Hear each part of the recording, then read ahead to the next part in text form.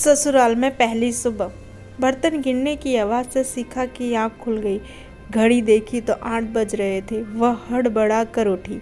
उफ, मम्मी जी ने कहा था कल सुबह जल्दी उठना है, रसोई की रस्म करनी है, हलवा पूरी बनाना है, और मैं हूँ कि सोती ही रह गई।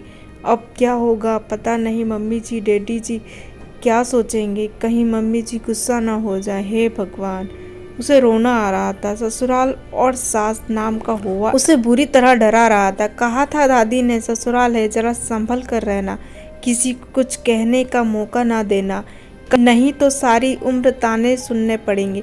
सुबह सुबह उठ जाना, नहा धोकर साड़ी पहनकर तैयार हो जाना, अपने सास ससुर के पांव छूकर उनसे आशीर्वाद लेना, कोई भी ऐसा काम ना करना जिससे उन्हें या तुम्हारे माँ बाप को कोई उल्टा सीधा बोले। शिखा के मन में एक के बाद एक दादी की बातें गूंजने लगी थी। किसी तरह वह भागा दौड़ी करके तैयार हुई। ऊंची नीची साड़ी बांध कर वह बाहर निकल ही रही थी कि आईने में अपना चेहरा देखकर वापस भागी। न बिंदी न सिंदूर, आदत नहीं थी तो सब लगाना भूल गई थी। ढूंढकर बिंदी का पत्ता निकाला, फिर सिंदूरदानी ढूंढने लगी। जब नहीं मिली तो लिपस्टिक से माथे पर हल्की सी लकीर खींचकर कमरे से बाहर आई। जिस हड़बड़ी में शिखा कमरे से बाहर आई थी वह उसके चेहरे से, उसकी चाल से साफ झलक रही थी। लगभग भागती हुई सी वह रसोई में दाखिल हुई और वहां पहुंचकर ठिठक गई। उसे इस तरह हड़बड़ाते हुए देखकर सासू माँ ने आश्चर्य से उसकी तरफ देखा, फिर ऊपर से नीचे तक उसका निहार कर धीरे से मुस्कुराकर बोली,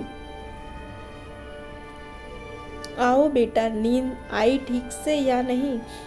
अचकचाकर बोली, जी मम्मी जी, नींद तो आई, मगर जरा देरी से आई, इसलिए सुबह जल्दी आंख नहीं खुली, सॉरी। बोलते हुए उसकी आवाज़ से डर साफ झलक रहा था। सासू माँ बोली, कोई बात नहीं बेटा, नई जगह है, हो जाता है। शिखा हैरान होकर उनकी ओर देखने लगी, फिर बोली, मगर मम्मी जी वो हलवा पूरी। सासू माँ ने प्यार से उसकी तरफ देखा और पास रखी हलवे की कढ़ाई उठाकर शिखा के सामने रख दी और शहद जैसे मीठे स्वर में बोली, हाँ बेटा, ये लो, इसे हाथ से छू दो। शिखा ने प्रश्न भरी निगाहों से उनकी ओर देखा।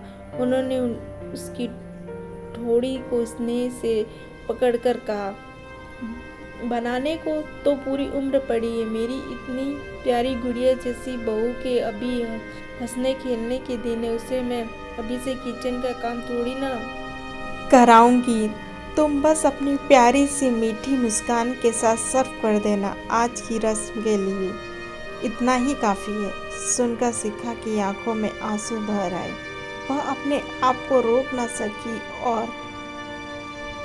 और लपक कर उनके गले से लग गई।